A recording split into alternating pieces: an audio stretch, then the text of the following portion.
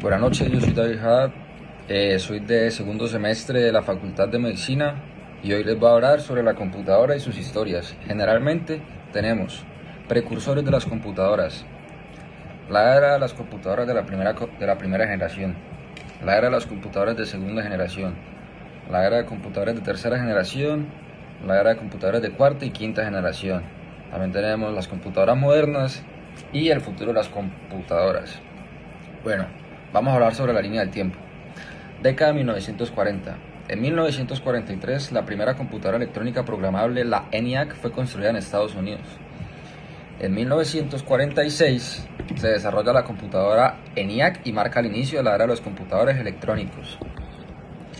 En la década de 1950, en 1951 se lanza la UNIVAC 1, la primera computadora comercial producida en serie. En 1952 se crea el primer lenguaje de programación, Fortran, es una fórmula de translación. En 1956, la IBM presenta la IBM 300 SIG RAMAC, la primera computadora con disco duro.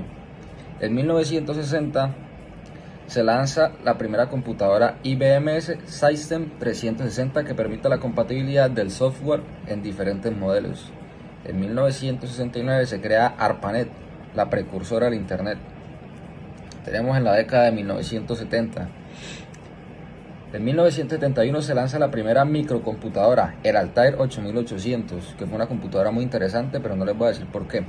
En 1976, Steve Jobs y Steve Wozniak fundan Apple y lanzan la computadora Apple I. En 1977 se lanza la primera computadora personal, PC, la Commodore PET.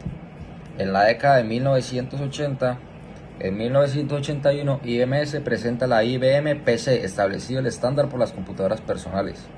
En 1984, Apple lanza la Macintosh, la primera computadora con una interfaz gráfica de usuario.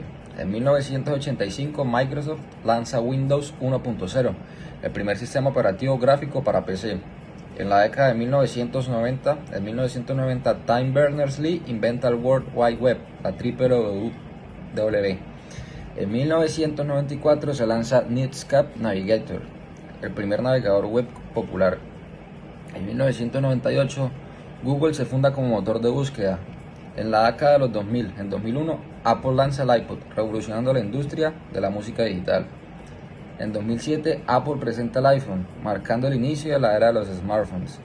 En 1909 se lanza Bitcoin, la primera criptomoneda. En 2010, Apple lanza el iPad, popularizando las tablets electrónicas. En 2015, la computadora IBM Watson gana el programa de juegos y preguntas y respuestas. En 2017 se lanza la primera computadora cuántica comercial, el IBM Q System One. En la década del 2020, surgen a base de inteligencia artificial, aprendizaje automático y computación en la nube. En 2023, continuos avances tecnológicos y la expansión del Internet de las Cosas, IoT, aparece. Tipos de software. Los tipos de software que existen se pueden clasificar en tres grandes grupos de acuerdo con las funciones que habilitan. De esta forma hablaremos de software de gestión, de programación y de sistema. ¿Qué es un sistema operativo? El sistema operativo es el conjunto de programas responsables de la conexión entre los materiales y un ordenador y las aplicaciones informáticas del usuario, por ejemplo, Microsoft, iOS, Android y Linux. Componentes de un sistema operativo. Tenemos el núcleo, controladores de dispositivos, gestión de procesos, gestión de la memoria, gestión de almacenamiento secundario, sistema de entrada y de salida, sistemas de archivos, sistemas de protección, sistemas de comunicación, programas de sistema y gestor de recursos. ¿Qué es un archivo? Un archivo es un contenedor de información. La mayoría de los archivos que se utilizan contienen información en un formato determinado. Un documento, una hoja de cálculo, un gráfico. El formato es la disposición de los datos dentro del archivo. El formato del archivo se conoce como tipo de datos. Tipos de archivos tenemos de texto, de cálculo de datos, de presentación, de imagen, de edición de imagen, de video, de formulario, de ejecución de sistema, de audio, de archivo comprimido, de lectura y de imagen de disco. Organización de archivos. Se refiere a las diferentes maneras en las que se puede ser organizada la información de los archivos, así como las diferentes maneras en que ésta se puede ser accedido, dado que hay dos niveles de visión de los archivos, físico y lógico.